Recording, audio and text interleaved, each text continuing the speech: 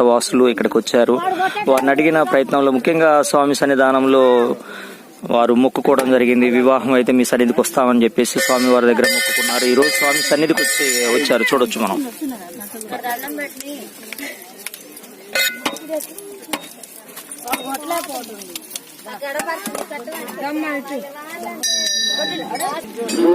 ఏం పేరండి?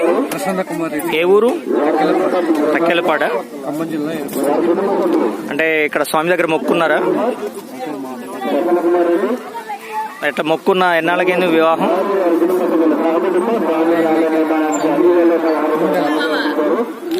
స్వామి దగ్గర మొక్కుకున్నారు వీరు. ముఖ్యంగా ఇరువురు కూడా చక్కని బాంధవ్యాన్ని, దాంపత్యాన్ని స్వామివారు ప్రసాదించారు. ముఖ్యంగా చూడొచ్చు నూతన వధూవరులు.